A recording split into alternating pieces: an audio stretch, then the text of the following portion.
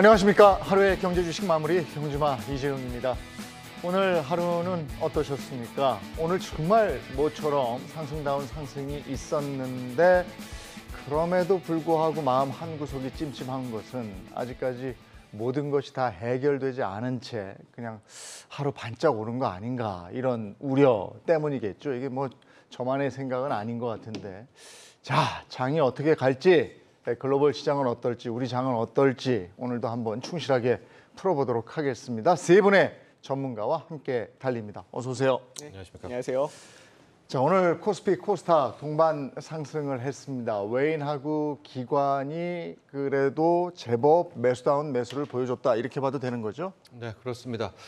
바닥신호 우리가 여러 가지 이야기를 했을 때 수급적인 측면에서는 일단 외국인들의 순매수가 필요하다. 이것도 하루짜리는 아닙니다. 네. 적어도 5거래일, 더 길수록 좋겠죠. 그다음에 양도 한 5거래일 동안 매일 한 2천억 이상, 네. 3천억 이상 해서 적어도 1조 5천억에서 2조 정도를 어느 바닥권에서 매수를 사게 된다면 네. 이때가 바닥이었다라는 게 많이 좀 검증이 되지 않았었습니까? 근데 그동안에는 입질조차 하지 않았잖아요. 네. 근데 오늘은 일단은 코스피 코스닥 합쳐서 2천억 이상의 순매수는 나오게 됐었고, 이제 오늘이 출발입니다. 당장 내일 네. 또 이 물량을 다 토해낼지 어떻게 될지는 모르겠지만은 그래도 시작이라는 게 굉장히 중요한 대목이어서 수급 쪽에서는 좀 괜찮았다라고 볼 수 있는데, 다만 원달러 환율이 생각만큼 안 떨어지고 네. 지금 다시 여기에 이 NDF에서는 또 1,300원을 갔거든요. 저는 이게 일종의 좀 휩소라고 좀 봅니다. 즉 마지막 이제 그동안에 상방 쪽에 베팅한 투기가 굉장히 네. 많으니까 네. 털고 나가려는 저는 가능성도 있다고 보기 때문에 네. 내일 한번 원달러 환율이 더 크게 떨어지는지, 네. 오히려 다시 환율이 1,300원 올라가고 오늘 외국인이 순매수한 걸 토해내는지를 확인 작업은 필요하겠지만, 저는 일단 오늘은 일단 시작했다는 점, 외국인들의 순매수가 여기는 좀 높이 살만하다, 이렇게 보고 있습니다. 그러니까 이게 반짝 오늘 하루냐 계속해서 한 닷새 정도 이어가느냐, 이걸 잘 봐야 될 텐데, 저는 오늘 그래서 아까 이제 원달러 환율 말씀하셨는데 1,300원이라서 야, 내일 또 그냥 빼가는 거 아니야, 이런 생각이 들더라고요. 일단 환율은 조금 다른 뉴스 때문에 오늘 안 빠졌어요. 원래대로라면 오늘 환율이 많이 빠지는 게 정상이죠. 네. 주식시장 많이 오르면서 외국인 순매수까지 있었기 때문에 조금 이런 뉴스 때문인 것 같은데요. 이게 외환보유고 발표가 있었습니다. 근데 4,382억 달러인데 이거 좀 줄어들고 있어요. 외환보유고가. 네. 작년 11월에 4,692억 달러까지 있었는데 한 6.6% 고점 대비 감소를 하고 있습니다. 이 이유는 다들 예상하셨겠지만 지금 당국에서 환율 방어하고 있습니다. 네. 그래서 외환보유고가 많이 줄어든 건데 이거를 좀 우려하는 좀 시선이 있었던 것 같고요. 이게 그 IMF에서 권고하는 적정 외환 보유고라는 게 있어요. 이게 무슨 수출입 금액, 그다음에 통화량, 유동 외채 이런 것들 다 버무려서 나오는 건데 그거를 좀 못 미치고 있는 네. 금액이라고 해요. 한 98.94%로 100% 밑으로 좀 떨어진 건데, 이러다 보니까 이제 환율이 1,300원 밑으로 못 떨어졌습니다. 하지만 평론가님 말씀하신 대로 이게 환율의 주체는 이 주식시장에 참여하는 외국인뿐만이 아니라 여러 가지 산업이나 외환만 딜링하는 쪽도 연결이 돼 있기 때문에 이게 바로 안 떨어졌습니다만 분명히 외국인들이 추가적으로 매수를 들어오기에는 매력적인 환율이거든요. 네. 그러면서 순매수가 이어진다면 환율도 말씀하셨던 대로 좀 고점의 징후를 보일 수도 있을 것이다. 이런 생각도 좀 들어요. 자, 내일도 외인들이 좀 들어오느냐, 수급을 한번 봐야 될 것 같고요. 또 하나가 우리가 그동안 이제 섭섭해했던 부분이 국내 주식 이대로 팽개칠 거냐, 기관 연기금 좀 들어와라 이랬는데 오늘 좀 들어와 주긴 했어요. 네. 이건 어떻게 보십니까?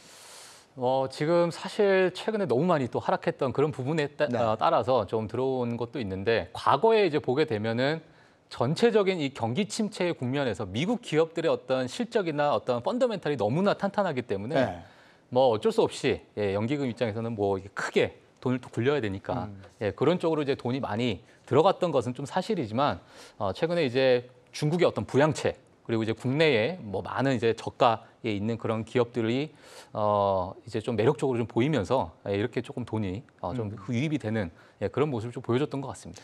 국민연금은 근데 뭐라고도 못하겠는 게요. 수익을 쫓아가는 거죠. 거기에 내 돈도 들어가 있는 거잖아요. 그렇다고 그냥 지금 주가 이렇게 어떻게 될지 모르는데 무조건 들어가서 방어 좀 해다오, 이렇게 얘기할 수도 없는 거죠. 근데 저는 요번에 주가 하락할 때 좀 하나의 포인트를 좀 잡았던 게, 이제 우리 개인은 신용을 썼을 때 그러니까 그냥 일반 개인 빚 없는 분들은 그냥 마이너스 50%, 60%도 그냥 꾹 갖고 계시잖아요. 예, 예. 그런데 이제 남의 돈으로 한 빚 투자 같은 경우에는 뭐 담보율 140%못 맞추면 이제 네. 토해내게 되는 반대 매매가 있는데 기관들도 반대 매매 유사한 게 있습니다. 바로 이제 로스컷인데요. 네. 기관 투자자들은 남의 돈을 가지고 뭐 공공의 자금을 가지고 운용하기 때문에 어느 정도 하락 손실률이 나오면 그냥 주식 던지고 거기서 손실을 확정져야 되는 로스컷 비율이 있는데 최근에 좀 제가 봤을 때는 2270, 2280 코스피 기준으로 요 언저리가 기관들이 절대 가야 되지 말아야 할 선인 것 같아요. 그러니까 여기만 오면 기관들이 정말 막 총력을 당해가지고 주식을 사면서 방어를 했거든요. 네. 그래서 한번 갔다 왔잖아요. 2270, 2280 요 레인지를. 그렇기 때문에 저는 이제 외국인이 정말 한번 진검승부를 보여서 개인들은 벌써 25조에서 융자가 지금 17조까지 다 털어갔잖아요. 예. 또 한번 우리 기관까지도 공격하려는 건가라는 생각도 있지만 또 반대로 기관이 일단 한번 2200, 2280까지 가서 좀 초긴장 상태 이쯤 되면 그 위험 레드라인을 좀 훌쩍 벗어나고 싶은 거 아니겠습니까? 그래서 당분간은 그러니까 본인들이 기관들이 털리지 않기 위해서라도 꽤 많은 좀 매수를 해서 좀 레드라인 선을 좀 더 높여놓지 않을까, 좀 더 멀리 떨어지려는 또 그런 기관들의 자신들의 또 하나의 생존 몸부림일 수도 있다 이런 생각도 하고요. 또 역설적으로 그건 뭐겠습니까? 또 만에 하나 2270을 이번에 깬다면 이건 자동으로 컷이거든요. 그렇다면은 그 밑에 낙폭은 굉장히 크기 때문에 이런 점도 우리 일반 투자자들이 한번 책정해 볼 그런 레인지 때다 이렇게 말씀드리고 싶습니다. 개인들이 반대 매매를 많이 맞은 것 같은데 아직도 뭐 아까 뭐 몇 조? 그렇게나 많이 있어요? 17조. 예. 그래요? 예. 그럼 이거는 이제 2270 그 라인에서 아니죠. 그럼 개인들은 이제 끝났고요. 끝났어. 그러니까 그 빚 많이 있어서 위험한 물량은 털어갔고 기관이 이제 그렇다. 또 로스컷이 나올 수가 있거든요. 기관들의 로스컷. 그리고 또 저 외국인 공매도 있잖아요. 네네. 이것 때문에 요즘 얄밉다 이런 얘기 많이 하는데 그건 어떻게 봐야 됩니까? 작년 한 5월쯤인가 공매도 재개를 했죠. 네. 그 이후로 공매도 잔고가 8조 원이 늘었다고 하는데 네. 이게 여러 가지 규정에 의해서 신고를 안 해도 되는 물량은 또 카운트가 안 된 겁니다. 굉장히 많이 늘었죠. 근데 공매도 글쎄요. 이게 뭐 공매도가 없으면 외국인이 안 들어온다는 거는 저는 믿지 않는 게 공매도를 전혀 할 수 없고 불투명한 중국 시장에 지금 외국인 자금이 많이 들어가고 있거든요. 꼭 공매도가 있어야 되는가? 왜냐하면 자 공매도가 너무 고평가된 주식을 원위치 시켜준다는 그런 순기능을 말씀하시는 분들도 있지만 지금 우리나라 시장은 굉장히 단기화되어 있고요. 시세에 흔들리는 개인 투자자분들이 많습니다. 그러면 공매도가 많이 껴있고 거기에 호가를 낮추면서 계속적으로 공매도로 인해서 주가가 하락을 하게 되면 못 견디고 털리는 개인분들이 있어요. 그러면은 그 털리는 물량으로 더 빠지죠. 그러면 그거를 그 밑에서 쇼커버를 아주 싸게 해가지고 이중으로 먹는 외국인들이 플레이를 한다면 이거는 공정하지 못한 저는 플레이라고 생각을 해요. 그렇기 때문에 공매도가 과연 우리 시장에 어떤 순기능이 있는가 저는 그런 좀 의문점을 가지고 있습니다. 이 악재를 발판으로 삼아서 때리는 공매도 이거 어떻게 보십니까? 사실 뭐 공매도가 뭐 방금 이제 진영장님께서 말씀해 주셨지만은 저는 이제 시장의 어떤 성숙도에 따라서 이게 또 판가름이 좀 난다고 저는 생각이 좀 들고요. 사실은 이제 어떤 큰 주체에 의해서 뭐 단기적으로 이렇게 뭔가 어떤 주가에 어떤 흔들림을 주는 것 자체가 저는 약간의 아직은 좀 성숙도가 더 좀 필요하지 않을까라는 약간의 그런 생각도 좀 하고 있고 개인적으로 저는 공매도를 반대합니다. 그렇기 때문에 공매도 자체를 없앨 수는 없다 이런 게 또 여러 전문가들의 얘기잖아요. 그러니까 뭐 선진 시장으로 가기 위한 조건들, MSCI 선진국 지수로 가기 위한 여러 조건 중에 하나가 이제 공매도에 이제 지금 코스피 200 뭐 이런 뭐 코스닥 150이 아니라 다 허용을 해라. 뭐 24시간 외환 딜링 거래를 뭐 허용해라. 뭐 이런 것들의 조건 때문에라도 해야 된다라는 그런 당위들을 이야기는 하는데요. 다만 이런 게 있습니다. 우리가 MSCI 선진국 지수에 가는 것과 우리의 개인 투자자들이 당하는 것 두 문제를 생각하면 MSCI 선진국 지수에 코스피가 편입됐다. 근데 정작 우리의 개인들은 판판이 깨져가지고 그 손실을 본다. 그럼 그 선진국 지수 가는 게 무슨 의미가 있습니까? 그러니까 차라리 오히려 좀 당국이 선택을 할 필요가 있을 것 같아요. 뭐 이런 어떤 이머징 마켓 지수에 있더라도 개인들이 좀 숨통이 트이고 거래를 활성화할 수 있다면은 뭐 굳이 선진국 지수에 간다는 뭐 필요도 없지 않겠느냐. 그런 차원에서 요번에 이제 지난주 금요일 날 나왔던 금융위에 이제 세 가지 증시 안정 대책이 있었죠. 네. 변동성 완화 대책 중에 이제 세 번째가 공매도가 있더라고요. 그 자료에. 그래서 봤더니 이제 특별 공매도 점검이었었는데 한 3개월 적어도 뭐 한시적 또 전에 그 코로나 때처럼 뭐 제한을 좀 걸었었으면은 어땠었을까? 네. 오히려 차라리 그렇다면은 개인들도 기사회생할 수 있고 국내 기관들도 한번 힘을 낼 수가 있었던 그런 차원이었었기 때문에 특별 공매도 점검은 이왕 하는 김에 좀 더 한 번 더 했으면 하는 그런 아쉬움이 있었던 증시 안정 대책이었습니다. 점검한다는 건 점검해서 이상이 있는 부분이 있으면 좀 개선하고 고치겠다 이런 얘기인데 지금 이제 개선책으로 제안을 해주신 건 한시적으로 제안을 해서 요컨대 뭐 3개월이면 3개월 이렇게 해서 숨통 좀 트이게 해달라 이런 얘기고 또 어떤 제도적인 보완 방법이 있을까요? 일단 이 공매도가 일단 개인분들한테도 열리긴 열렸어요. 네. 교육을 받으면 할 수 있는 부분이 있는데 이거를 이제 기간이 정해져 있죠. 그런데 외국인들이나 기관이 하는 공매도는 일단은 뭐 우리는 무차입 공매도가 금지돼 있습니다만 뭐 관행적인 것들 우리가 까보니까 이렇게 알려진 걸 보니까 기관들끼리는 그냥 메신저 통해서 그냥 먼저 하고 막 구한 분들도 있고 네. 굉장히 이게 시스템적으로 개인 투자자들이 HTS에서 하는 공매도보다 너무 쉬워요. 그렇죠? 그러다 보니까 이런 것들을 그 정도 개인 투자자분들이 하는 거 정도의 규제를 두지 않으면 너무 쉽게 공매도를 한단 말이에요. 네. 거의 무차입 공매도나 다름없는 것들을 하고 있는 행태가 아직도 있기 때문에 네. 이런 것들을 정말 찾아서 일벌백계를 해주시던지 네. 글쎄 점검한다고 뭐 얼마나 찾아낼지 모르겠습니다만 이게 완비가 안 됐다면 일단은 금지가 저는 맞지 않나라는 생각을 하고 있습니다. 이게 공매도의 어떤 분위기나 제도적으로 뒷받침이 제대로 돼 있지 않으면 일단은 금지 좀 시켜야 된다 이런 안을 내주셨고요. 또 어떤 안이 있겠습니까? 뭐 공매도는 사실 뭐 여러 가지 뭐 안이 있겠죠. 저는 일단 일시적으로 좀 약간 제한을 하는 것이 근데 지금쯤은 사실 너무 좀 시기가 네. 너무 아까 말씀해 주셨던 것처럼 너무 좀 시기가 좀 늦었지 않았나 이런 생각이 좀 들고 있고요. 정책적으로 뭔가 좀 손을 봐야 되지 않을까 이렇게 보고 그러니까 있습니다. 진작에 좀 해주지. 예, 진작에 했으면 좋겠어요. 점검만 하지 말고 진작에 예. 좀 해주지 이거예요. 근데 점검을 한다고 그랬으니까 점검을 하면 대책 마련이 되고 점검해서 이게 문제가 생기면 고쳐주고 이런 것까지 가야 되겠죠. 자, 요쯤 하고요. 우리 대중무역 수지 적자. 야, 이게 30년 만에 2개월 연속 적자 이렇게 돼 있어요. 중국하고 멀어질까 봐 걱정하는 분들도 많고 이게 어쨌든 지정학적으로 그냥 붙어 있어 가지고요. 그리고 교역 자체도 지금 제일 많잖아요. 근데 지금 어떻게 되는 건가? 이렇게 갸우뚱하는 분들이 있거든요. 네. 기본적으로 한 세 가지 측면이 있는 것 같아요. 네. 우리나라의 이제 상반기 1월부터 6월에 무역 수지 적자가 지금 103억 달러죠. 역대 최대치를 올 상반기에 우리나라 무역의 네. 적자가 났었습니다. 기존에 가장 많았던 무역 적자가 1997년의 상반기입니다. 네. 근데 그해 가을이 IMF 외환위기였잖아요. 그러니까 그 직전 때 냈던 무역 적자보다 훨씬 더 크다라는 이제 그런 현상인데 그 속내를 봤더니 3개월 연속 적자였고 대중 쪽에서 지금 2개월 연속도 적자가 나왔다라는 이제 그런 측면이 같이 뉴스가 있었었는데 자 이게 첫 번째고요. 두 번째 같은 경우에는 그럼 왜 그러느냐? 중국도 실은 좀 변하고 있습니다. 네. 예, 중국 같은 경우에도 성장 탄력이 굉장히 많이 떨어졌고요. 뭐 노무라증권 같은 경우에는 올해 4% 성장도 못할 예. 정도다라고 하니까 우리가 생각했던 중국은 상당히 과거의 중국과는 다르기 때문에 이제 우리도 여기에서 또 하나 각성해야 될 부분들이 있겠죠. 네. 이제 뭐 대안이라든가 이런 것들이 있는데 세 번째 문제 세 번째는 뭐냐?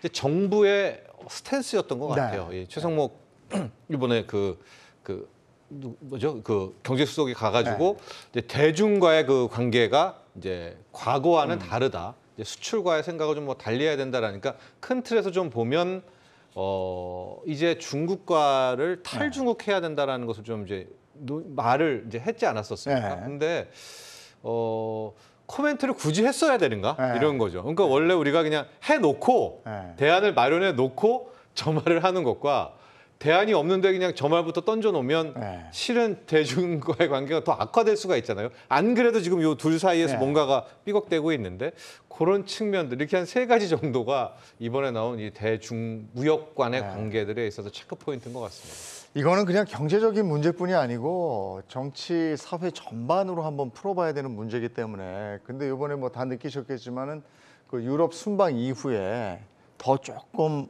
이거 어떻게 되는 거지 하는 우려가 있었단 말이죠. 네. 근데 그렇게 얘기를 했음에도 불구하고 시진핑은 별로 큰 반응은 없었던 것 같아서 글쎄요, 어떻게 일단 된 건가? 공식적인 반응은 지금 시진핑이 내지 못할 겁니다. 왜 그러냐면 그의 가장 중요한 현안은 사면임이에요. 그러다 네. 보니까 대외적인 그 이미지나 아니면 대외 관계가 악화되는 거는 본인이 뭐 피를 묻히거나 나빠지는 거는 안 할 겁니다. 그러다 보니까 최근에 나온 뉴스 중에 하나가 푸틴이 시진핑을 방러를 초청했는데 일단 안 간다고 하고 있어요. 왜냐하면 굳이 가가지고 서방을 자극할 필요가 없다는 거죠. 지금 일단 사면임 다 되고 나서 뭐 다 할 겁니다. 그래서 우리 그 나라와의 만약에 갈등이 있어도 그 이후에 좀 불거질 거라 보고 있는데요. 하지만 알게 모르게 물밑에서는 이미 시작됐을 수도 있죠. 근데 그 전에도 구조적으로 사실 중국의 기업들이 경쟁력이 올라오면서 대중 그 무역 흑자가 축소되는 건 약간 구조적인 현상도 있었어요. 네.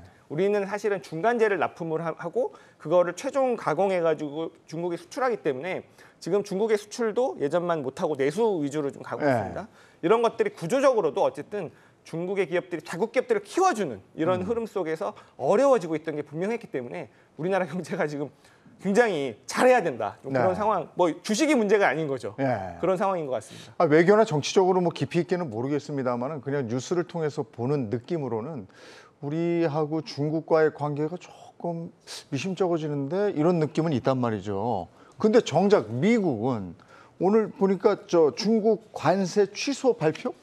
뭐 언제 하겠다는 거예요, 이거? 이번 주 내에 하겠다는 거예요? 네. 이렇게 가면 어떻게 되는 건지 예, 모르겠어요. 뭐 지금 뭐 바이든 행정부가 뭐 네. 11월 또 중간 선거가 있기 때문에 네. 현재 미국 상황이 또 인플레이션 여러 가지 또 말이 아닌 상황이잖아요. 예, 그리고 이제 최근에 뭐 뒤에 가서 또 말씀드릴지 모르겠지만은 뭐 트럼프와의 여러 이제 어떤 지지율 싸움, 예, 이런 부분도 약간의 부담으로 좀 작용하고 있는 상황이기 때문에 대외적으로 국내를 좀 잡기 위한 하나의 그 인플레이션을 또 잡는 하나의 작은 어떤 수단으로서 모두 동원을 해서 예, 그런 부분을 좀 많은 지지율을 좀 올리기 위한 하나의 어떤 행보로 좀 보여진다. 저 이렇게 좀 보고 있습니다. 예. 그 어제 미국 주식 오른 게 이것 때문이에요? 지금 어제 일단 시장이었죠. 미국 어제 시장이었는데 동료면 중국 시장은 사실 오늘 조금 중국 시간 빠졌어요. 밀렸어요? 예, 아니 관세 뭐 이건데 왜 빠지지? 왜 그러냐면 약간 이 그 대중 관세를 누가 시작했는지는 아시죠? 대중 관세? 예, 트럼프잖아요. 예, 그게 예. 2018년 7월 6일. 그러니까 내일이 4년째 되는 날이에요. 예. 그러다 보니까 2018년 7월 6일 처음에 340억 달러로 시작을 했고요. 예. 그 다음에 160억 달러에서 500억 달러를 맞췄고, 그 다음에 2천억 달러, 그 다음에 3천억 달러 이런 식으로 4단계에 걸쳐서 늘려나갔는데, 자, 첫 번째 340억 달러가 내년이 4년이 되기 때문에 아마 오늘 내일 정도면 아마 오늘 밤 이렇게 미국에서 발표가 나올 수 있을 것이다라는 전망들이 나오고 있는데요. 근데 약간 기대감이 축소된 거는 이 중에서 당장 인플레이션의 영향이 있는 소비재만 국한해서 관세 철폐를 하지 않겠느냐 이런 소식이 접히면서 중국이 약간 오르다가 주춤했거든요. 그거는 한 전체 물량의 20에서 한 25%밖에 안 된다고는 하는데요. 하지만 뭐 이거라도 어딥니까? 미국은 인플레이션이 급하고 결국에는 자, 이 관세 올린다 그래서 수출이 줄어든 게 아니에요. 그러니까 이제 중국산 수입이 줄어든 게 아니고 결국 그거에 대한 피해는 미국의 소비자들이 봤다. 이런 의견들이 있어서 되면은 사실은 중국도 좋고 미국도 좋고 우리도 좋습니다. 철폐를 해주면. 그래서 아마도 오늘 밤 아니면 내일 밤 안에 뭔가 소식은 들으실 수는 있을 것 같긴 합니다. 예. 그러니까 어느 정도 좀 싼 물건이 들어와야 물가도 좀 잡히고 이러는 거 아니겠어요? 근데 지금 얘기 들어보니까 그게 벌써 한 4년 정도 된 거군요. 그렇습니다. 미국하고 중국하고 막 이렇게 경제 제재하고 네. 막 서로 관세 뭐 하고. 그러니까 2018년으로 돌아가서 주식시장 생각해 보시면 5월부터 으르렁대긴 했어요. 말로 이렇게 하면서 그때부터 아마 어린이날 연휴였던 것 같은데 그 이후에 중국장이 와르르 무너지고 그때부터 미중 무역 전쟁이라는 걸로 시장이 힘들다가 7월 6일 날 첫 번째 관세 가 발효가 되면서 시작이 됐던 게 이 역사였습니다. 어쨌든 그때부터 중국 주식은 저도 그쪽 알거든요. 저도 투자하고 있어서 한없이 떨어졌거든요. 네. 거의 뭐 반토막이 뭡니까? 거기서 반의 반토막 나고 막 이랬는데 그러면 미국이 이기는 듯 보였는데 네. 지금 상황은 그게 아닌 거잖아요. 또. 그래서 지금 미국하고 중국하고의 무역 분쟁은 당분간 어떻게 보면 소강 상태로 갈 수 있다. 뭐 이 정도 되는 거니까 아니면 원만하게 간다까지는 아닌 걸 것 같고 그죠? 지금 미국 상황이 뭐 중국을 제재하고 뭐 그럴 상황은 아닌 것 같고요. 네. 특히 바이든 행정부의 방침이 중요하지 않습니까? 지금 이대로 가다가는 11월 중간선거에서 민주당은 뭐 네. 미국 민주당은 버티지도 못할 것이고요. 여기서 참패하면 그 다음은 트럼프입니다. 이건 뭐 미국은 거의 뭐 이상 현상이 없거든요. 네. 거기에서 공화당이 압승을 하면 그 다음 2년 뒤에는 트럼프가 오게 될 것이기 때문에 뭐 민주당 특히 바이든 행정부 입장에서는 지금 얼마 남지 않은 한 3, 4개월 동안에 최대치로 민심을 좀 달래야 될 필요가 있겠고요. 네. 그런 차원이기 때문에 이제 제 코가 석자다 이런 얘기 많이 하지 않습니까? 그래서 아마도 저는 뭐 류허 부총리랑 자넷 옐런 재무장관이 네. 통화도 했었기 때문에 뭐 금주에는 관련한 뭐 무역 분쟁에 관련한 이제 좋은 소식은 들려오지 않을까라고 생각을 하고 있고 저는 이게 중국 증시가 전에도 계속 말씀드렸지만은 전 세계에서 지금 좀 선도 모델이다라는 생각을 좀 하거든요. 중국의 낙폭도 정확히 어디서 멈췄냐면 코로나19 직전 고점, 고언저리에서 멈추고서 이제 V자 반등이 나오지 않았었습니까? 그리고 지금 세계 주식시장이 약간 미국은 제외지만 뭐 유럽도 그렇고 우리도 그렇고 딱 거기 또 왔거든요. 우리도 맞아요. 2280까지 왔기 때문에 정말 중국이 선도 모델이라면 이제 중국은 더 가고 우리는 이제 뒤쫓아가고 이 모델을 좀 계속 저도 추적하고 있기 때문에요. 지금 나오는 정도 재료는 상당히 호재거든요. 중국 입장에서도. 그래서 그런 점들도 한번 관전 포인트로 지켜보시면 될 것 같습니다. 저도 그 중국에 들어가 있을 때 중국만 혼자 막 이만큼 빠져 먼저 있고 빠졌죠. 예. 다른 데는 이렇게 올라가 있어서 제가 괴리감이 상당했어요. 네. 근데 지금 같이 빠져 있어가지고요. 뭐 중국이 조금 더 빠져 있긴 합니다만은 아직 같이 빠져 있으니까 정말 이런 말씀 드려도 되나 모르겠는데 개인적으로는 야 동반 추락이니까 괜찮아. 막 이런 마음까지 들 정도거든요. 손에 손 잡고죠. 참, 아이고 이래서는 안 되는데. 자, 중국하고 미국 뭐 이런 얘기까지 한번 나눠봤고요. 이번에는 우리 장 한번 점검해 볼게요. 지금 연초부터 계속 우울합니다. 그런데 우리가 상반기 때 나눴던 얘기는 하반기 가면 괜찮을 거야. 이런 얘기 참 많이 했어요. 아 근데 웬걸 하반기 지금 들어섰는데 나아질 기미가 안 보이는데 오늘 글쎄 반짝 상승이라고 해야 될지 뭐 갈지는 모르겠습니다만 오늘 맛본 거 외에는 전 기억이 없습니다. 이거 하반기 어떻게 되는 거예요? 왜 이러는 겁니까? 일단은 저도 두 가지 뉴스를 함께 전해드리고 싶은데 S&P 500을 바라보는 그 애널리스트 군, 뭐 전문가 군이 그제와 어제, 뭐 우리 한국 시간으로 이제 어제와 오늘로 나눠본다면 확연히 다른 게요. 지금 S&P 500이 한 3,000 정도잖아요. 네. 어제 그제 나왔던 이제 비관적인 쪽에서는 연말에 3,100에서 3,200까지 간다.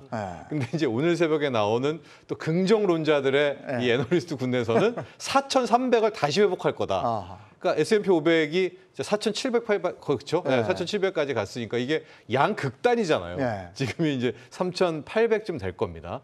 한쪽에서는 3,100으로 떨어진다고 하고 한켠에서는 몸을 추스려서 4,300은 가고 올해를 끝날 거라고 하고 딱 그 지점에 현재 놓여 있다라고 볼 수가 있을 텐데요.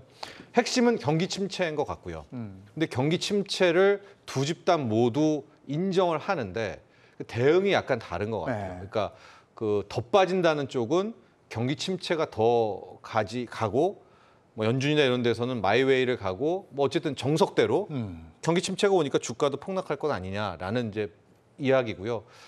아니다 4,300 간다는 쪽은 일단 경기 침체가 확연하니까 연준이 한 번 더 자이언트 스텝 뭐 밟더라도 2.25, 뭐 2.5쯤에서는 7월쯤에서는 한번 숨고르기가 들어가고 이제 8월 잭슨홀이나 뭐 이후에는 마치 좀 더 금리는 올리지만 이후에는 금리 인하로 돌아설 거야라는 뉘앙스를 주면서 시장에 좀 더 훈풍을 불어넣어 줄 거다라는 이제 생각에서 또 반등을 생각하고 있는 이제 같은 경기 침체를 바라보고 두 집단의 시선이 다르다라는 건데 저는 후자 쪽입니다. 그러니까 오히려 경기 침체는 확실한데 경기 침체로 빠지기 직전의 모습에서 한 번 정도의 상당히 큰 반등을 주고 그래요. 빠질 수도 있지 않겠는가. 결국은 빠지지만 예, 그렇죠. 한번 확 올랐다가 빠진다. 예. 그런 쪽으로 그 보고 시점은 있어서 어떻게 보세요? 아, 그걸 뭐 누가 맞추겠습니다까마는 그러면 올해를 놓고 본다면은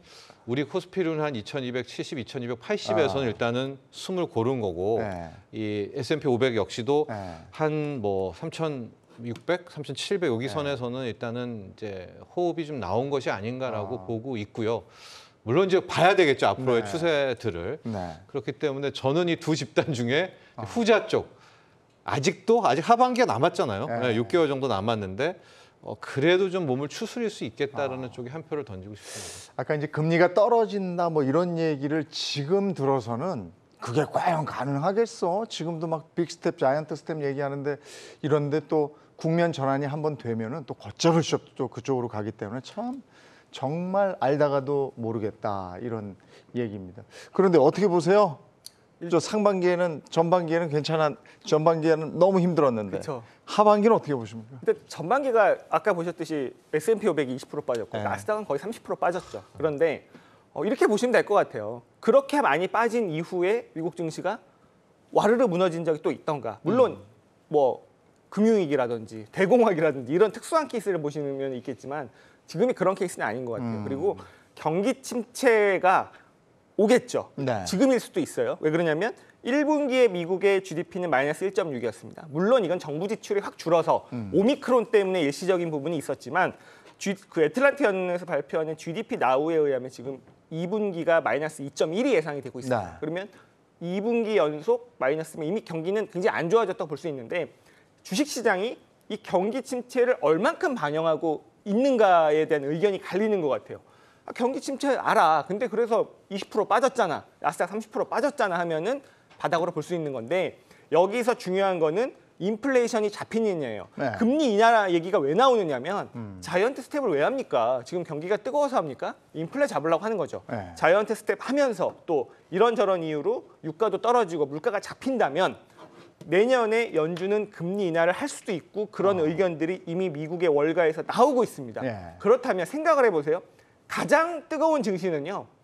경기가 좋을 때가 아니고요. 경기가 나쁜데 금리를 인하하다 못해 제로까지 낮추고 양적 완화를 할 때 뜨거웠거든요.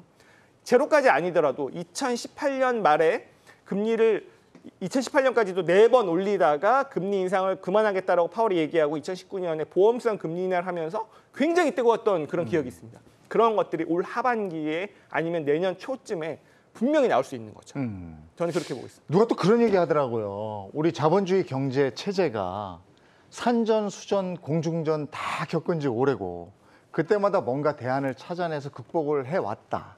근데 그때마다 힘들었지만 극복하는 기간은 점점 짧아져 왔었다. 그러니까 지금도 굉장히 힘들지만 우리가 이 상처를 아물게 하는 데는 좋은 연고도 나오고 해서 시간이 짧아질 것이다. 이 의견에 대해서 어떻게 생각하십니까? 예, 뭐 일단은 저는 동의하고 있습니다.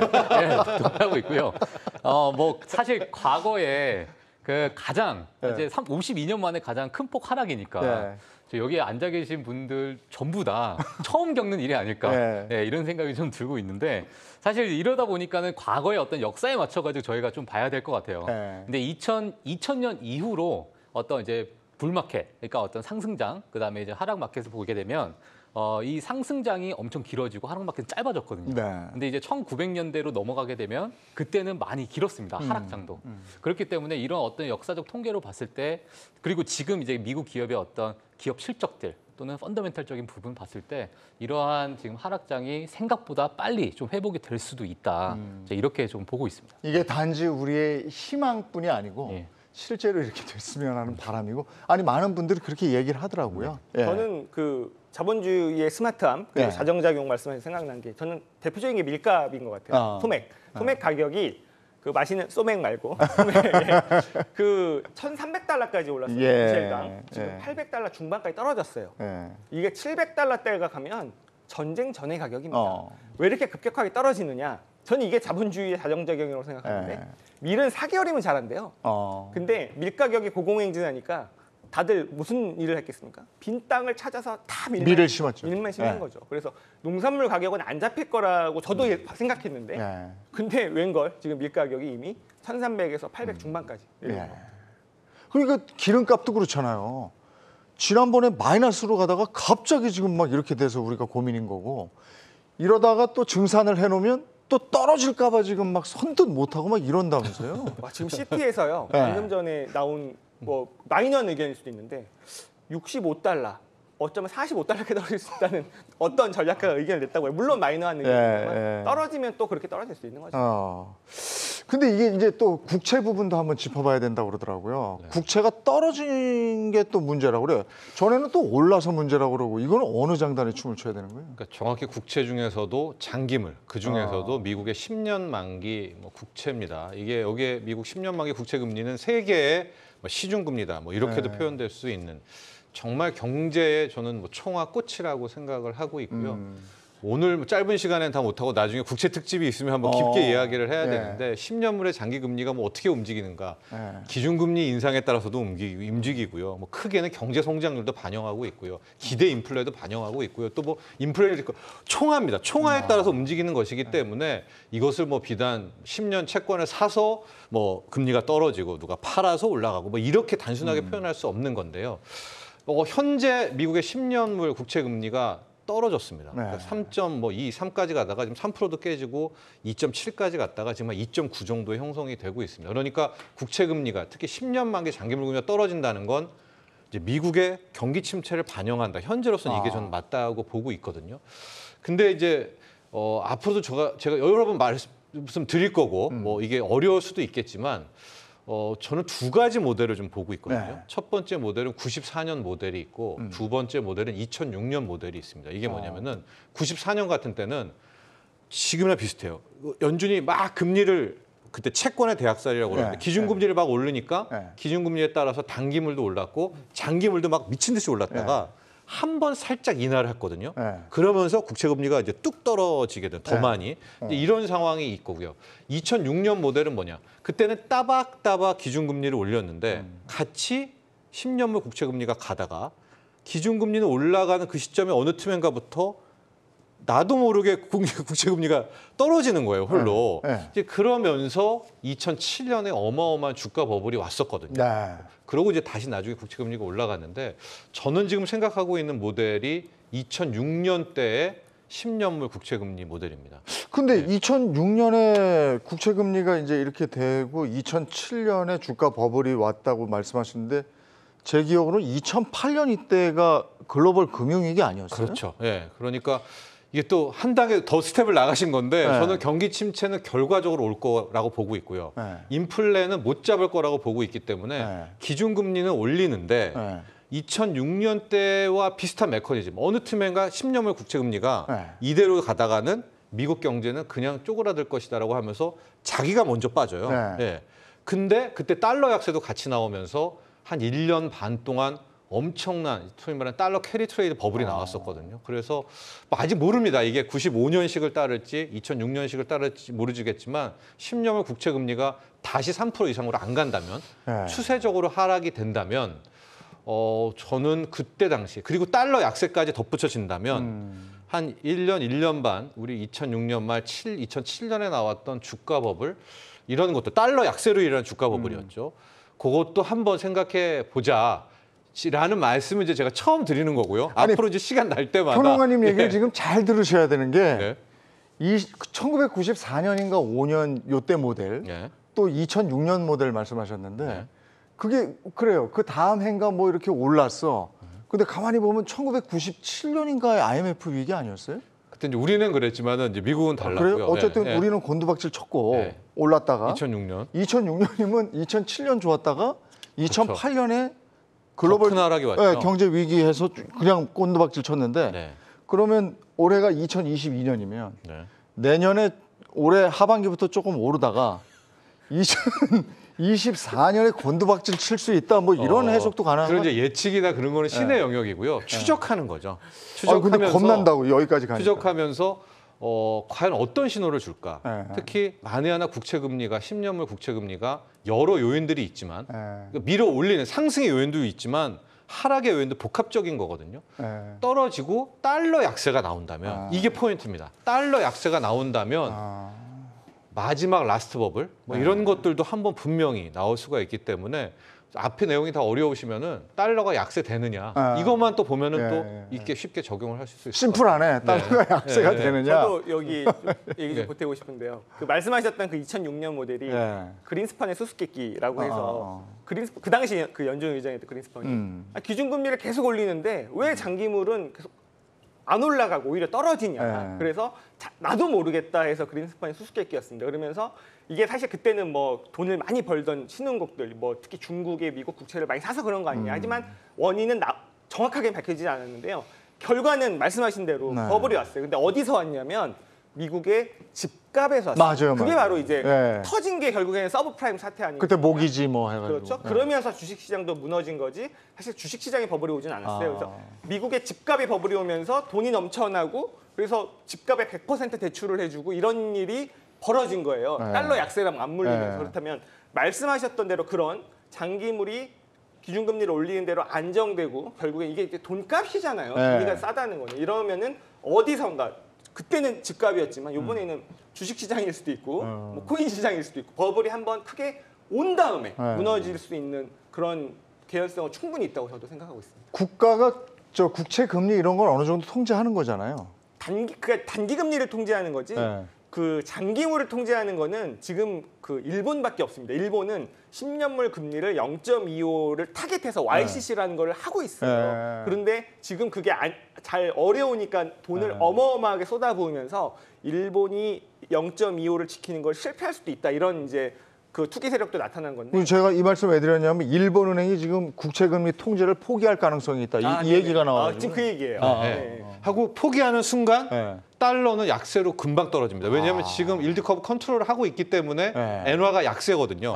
근데 달러 인덱스라는 건 여러분도 알다시피 뭐 파운드와 유로와 엔화 이렇게 6개 통화의 상대 가치잖아요. 예. 근데 지금 엔화가 너무 낮아서 달러가 강세인 것도 사실인데 네. 만에 하나 일본 중앙은행이 장기물 국채금리 통제 못한다면 실 엔화가 여기서 강세로 돌아서고 그럼 이제 자연스럽게 달러는 상대적이니까 약세로 될 수 있고 이게 좀 어렵지만 이 내용들이 지금 다 맞물려 그러네. 있거든요. 지금 통제를 못하는 상황이면 엔화가 오르는군요. 네. 그렇죠.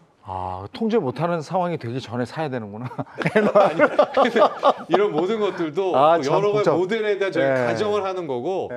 달러 약세가 나오면 네. 그때 좀 하나 우리가 좀 더 한 스텝 더 나가도록 하죠. 네. 참 이게 한도 끝도 없습니다. 알아야 되는 게 너무 많습니다. 그렇죠. 근데 일본 엔화 조금 더 말씀드리고 일본의 그 국채금리 말씀드리면 0.25로 지금 타겟을 해서 무제한 매수를 하고 있어요. 네. 근데 그 금융 자본들, 특히 해외 금융 자본들은 이거를 못 지킬 것이다라고 보는 이유가 자 그렇게 하다 보니까 엔화가 약세로 가죠. 네. 엔화가 약세니까 어떻게 됩니까? 일본도 다 수입하잖아요. 네. 원자재부터 해서 수입 물가가 급등합니다. 그러면은 그 일본의 그 디플레의 일본이 인플레가 조금씩 나타날 조짐이 나오고 있어요. 네. 그러면 국채 금리를 0.25로 묶어둘 필요가 없는 거죠. 그렇게 해서 결국은 실패하지 않겠느냐라는 포인트를 잡고 공격하는 금융자본이 있긴 있는 거죠. 야, 이런 걸 다 알고 이렇게 투자하시는 분들인데 아무것도 모르고 주변에서 뭐 좋다고 그러면 그거 사면 돈을 벌 수 있을까 하는 생각은 아닌 거고 그래서 경주마 보시면서 같이 공부하자는 뜻에서 저희는 이렇게 글로벌 거시경제부터 주가 동향까지 같이 얘기하고 있습니다. 이번에 저 일자리 지표 이런 거 굉장히 중요한 거 발표 시점이 남아 있잖아요. 지금 네네. 눈여겨 봐야 되잖아요. 예, 요번에 이제 6일 같은 경우에는 이제 ISM 비제조업 구매자 지수가 있고요. 그다음에 이제 미국 노동부 졸츠, 예, JO, LTS, 예, 네. 구인 이직 예, 이런 부분에 대한 이제 경제 지표가 또 발표가 되고 있고요. 네. 그다음에 뭐 7일 같은 경우에는 뭐 신규 실업수당 청구 건수가 있고요. 네. 뭐 8일은 뭐 비농업 고용 지수 그리고 실업률이 있습니다. 네. 그리고 이제 8일에 저 이제 블러드 총재님이 또 연설을 하시고 계시는데 이번에 연설. 또 어떤 이야기가 나올지가 예, 그게 정말 하이라이트입니다. 사실. 진짜 뭐라고 얘기할죠? 예. 근데 그분들은 얘기하면 떨어지던데.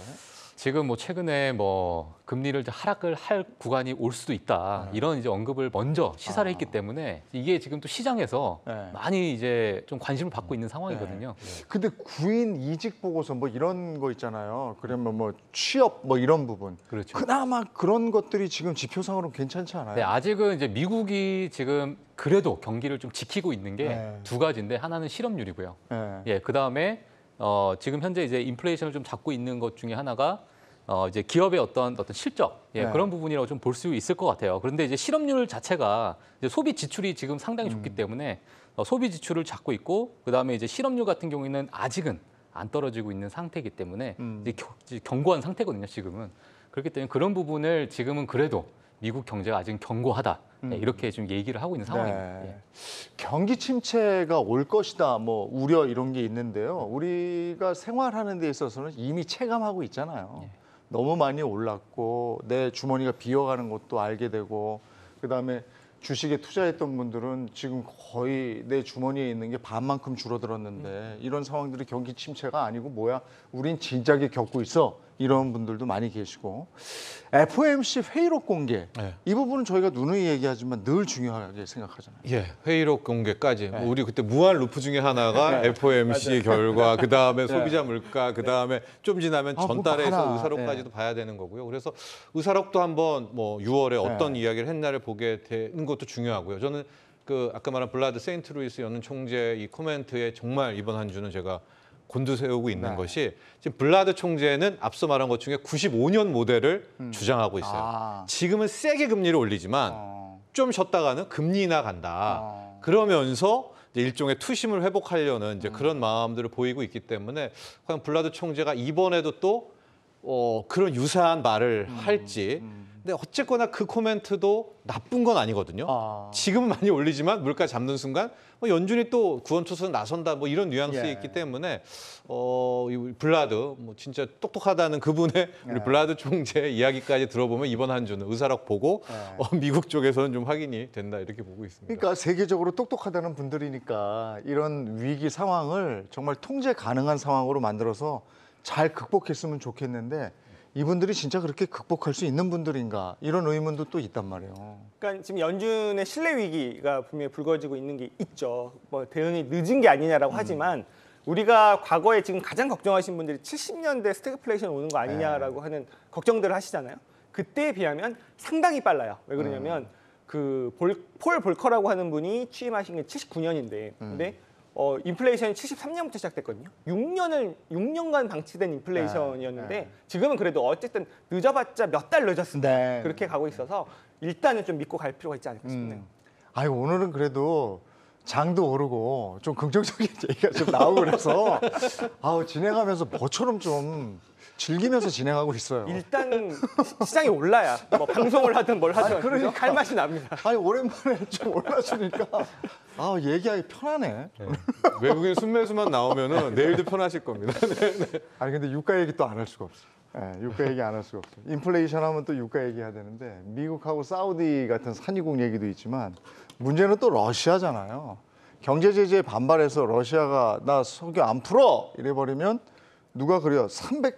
이건 말이 되나? 380달러가 말이 돼요? 예, 뭐 사실 좀 불가능한 수치이지 않을까 이렇게 생각이 들고 있는데 사실 이 JP 모건에서 연초 이제 배럴당 이제 63불이었는데요. 이때 뭐 190불이 되면은 스태그플레이션은 뭐 불보듯 뻔하게 올 것이다 이렇게 좀 얘기를 좀 했습니다.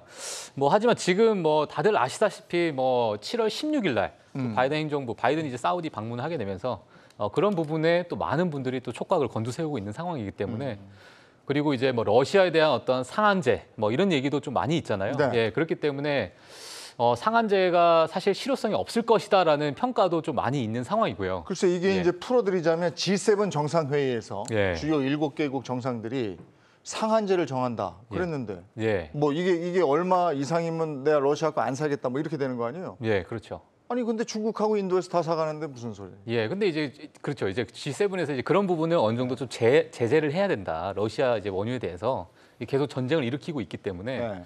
하지만 이제 그런 실효성에 대해서 많은 의문을 좀 가지고 계신 분들이 많이 있습니다. 그렇기 때문에 그런 부분은 저희가 좀 순차적으로 좀 봐야 될 것 같고 만약에 일일 배럴을 만약 500만 배럴을 줄이게 되면 러시아 같은 경우에는 가격을 또 올려버릴 수가 있는 부분이 있거든요. 예, 그렇기 때문에 유럽 같은 경우에 또 그게 부담이 될 수도 있고요.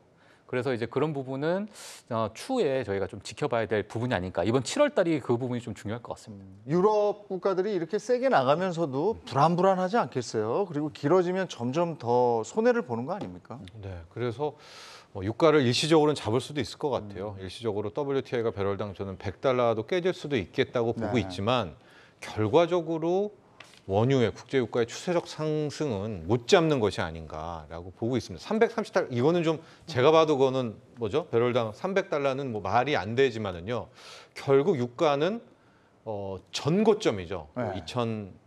2010년인가요? 그때 나왔던 140달러 배럴당 140달러는 한 번 가야 소위 말하는 시세 분출이 끝나면서 이제 그쯤 되면 이제 정반대가 나옵니다. 절대 석유 안 써.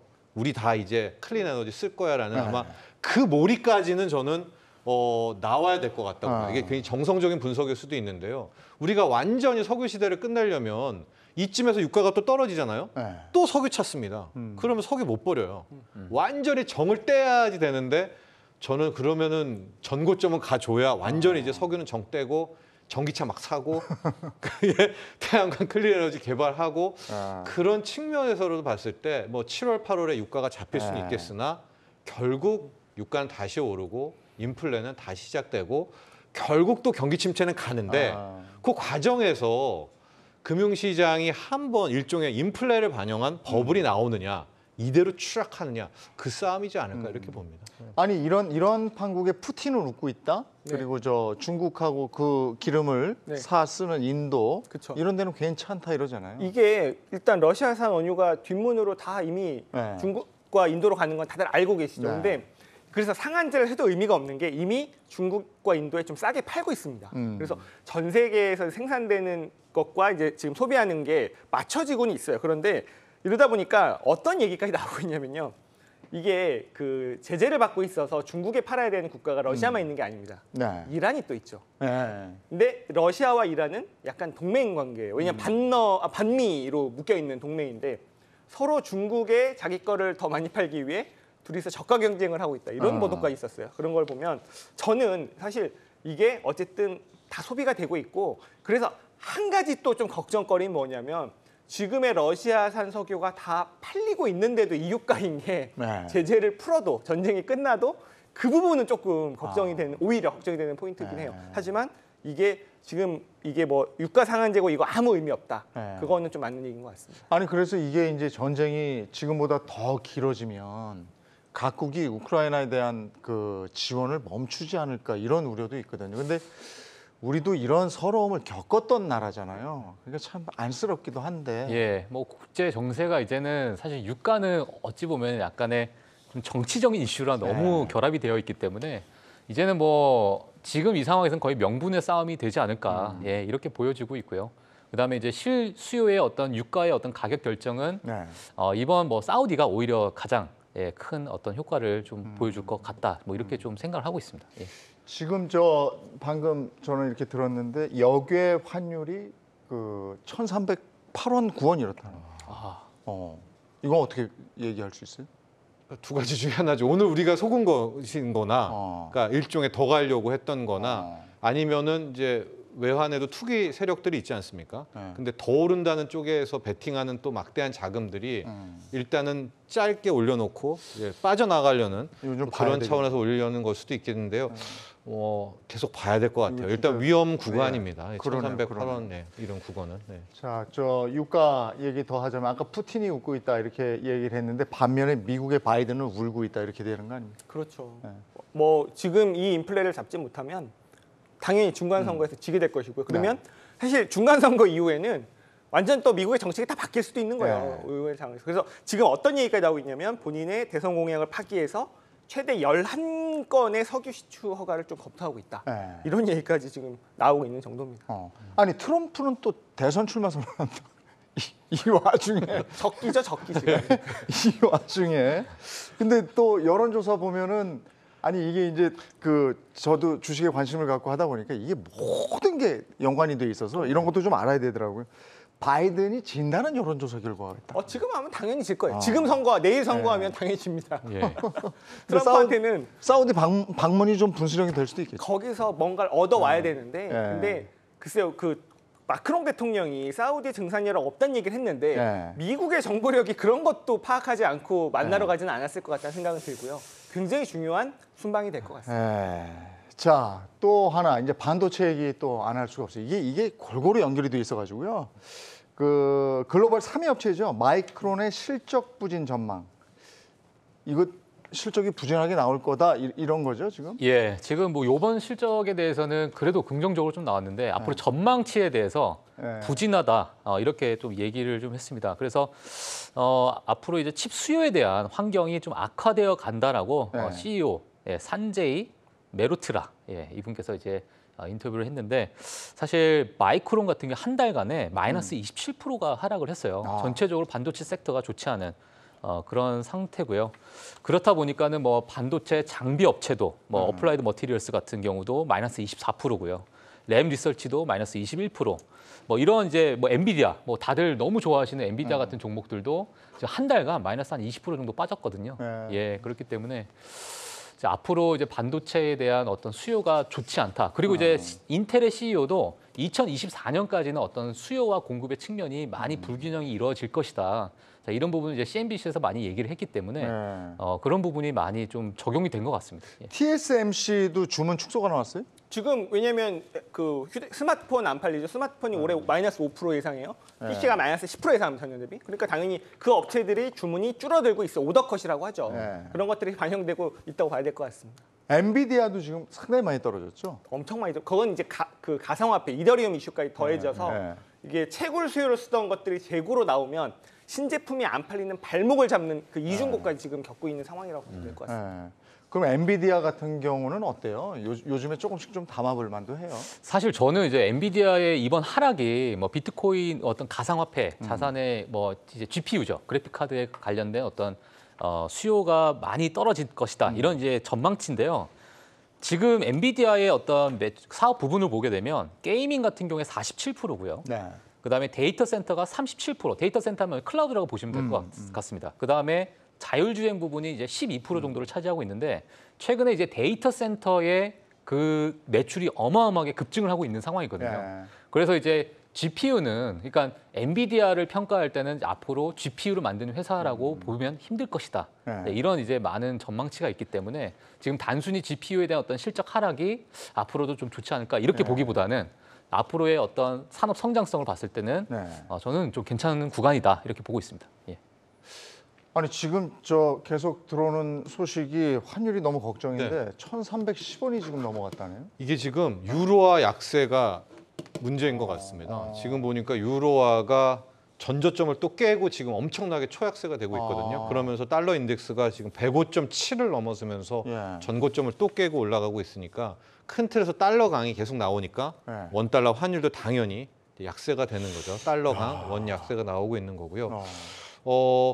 유럽 중앙은행이 너무 지금 더딘 선택을 하는 것이 아닌가 이런 생각이 듭니다. 다 금리를 올리는데 지금 유럽 중앙은행만 뭐 그냥 올린다 하고 지금 7월에 버티고 있는 그런 모양새거든요. 이렇게 되니까 달러가 지금 혼자 승승장구하고 있는 그런 모양새입니다. 오늘은 말 좀 재밌게 하다가 지금 뒤에 갑자기 이러네요. 네. 갑자기 환율이 1,300. 유로는 문제가 있어요. 유럽은 무슨 구조적인 문제가 있죠. 왜냐하면 양적 완화를 중단하니까 이태리 국채금리 막 급등하잖아요. 이런 데는 그 ECB에서 안 사주면 안 되는 거거든요. 유럽은 다음에 가야 될 것 같습니다. 네네. 지금 시간이 다 돼버렸습니다.